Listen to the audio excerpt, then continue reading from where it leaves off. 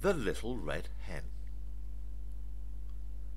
Once upon a time there was a little red hen who was a very hard worker.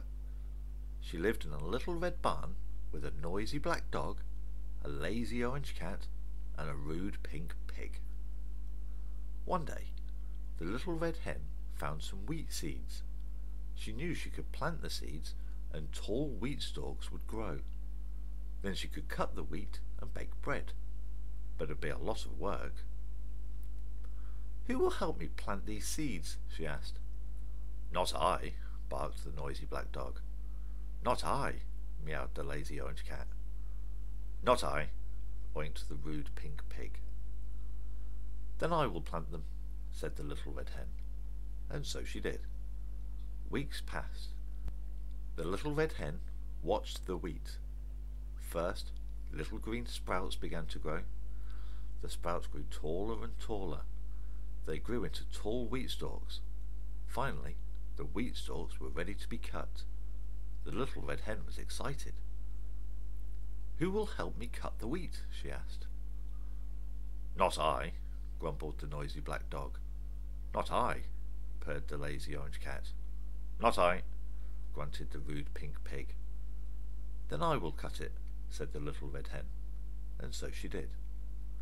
Now, the little red hen had wheat, but she needed flour to bake the bread.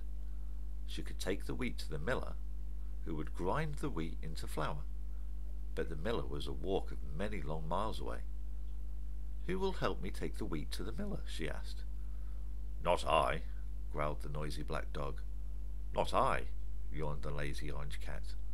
"Not I," mumbled the rude pink pig. "Then I will take it," said the little red hen, and so she did.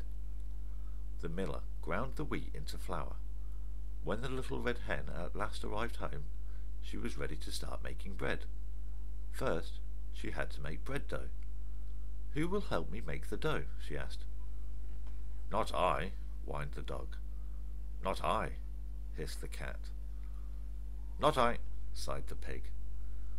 "Then I will make it," said the little red hen, and so she did. The little red hen mixed the flour with water, yeast and salt. She kneaded the dough and watched it rise.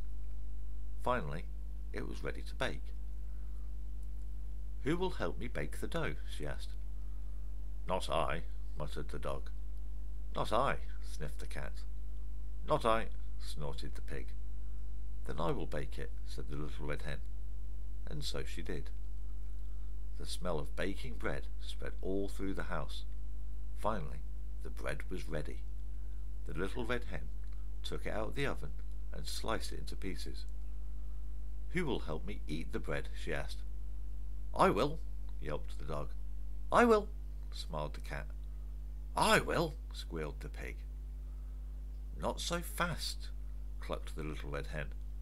"I planted the seeds, I cut the wheat, I took the wheat to the miller, I made the dough, I baked the bread all by myself, and now I will eat it all by myself." And so she did. Now beyond the story. Helping others isn't always fun. Sometimes our friends and family need help with things that are hard to do, or not our idea of good time. But when we help those in need, we are often rewarded. In The Little Red Hen, we read about a group of animals that learn a lesson about hard work and its rewards. How many chances does the hen give her friends to help her make bread? Let's count them. 1. She asked them to help her cut the wheat from the field. 2. She asked for help taking the wheat to the miller to be ground into flour. 3. She asked for help making the flour into dough. 4. She asked for help baking the bread in her oven. 5. She asked for help eating the freshly baked loaf of bread, and no one wanted to help until the very last request. It's important to help others, even when it seems like we'll get nothing in return. In the case of the little red hen, do you think the dog, cat and pig would have helped if they knew they would be rewarded with food? Think about where you get your bread. You may not cut the wheat from the field or grind it into flour. Many people buy bread from markets and grocery stores. How can you help bring bread to your table? Maybe you could help carry groceries into the house, or make flour into dough, or set the table. There are many ways to help. The end.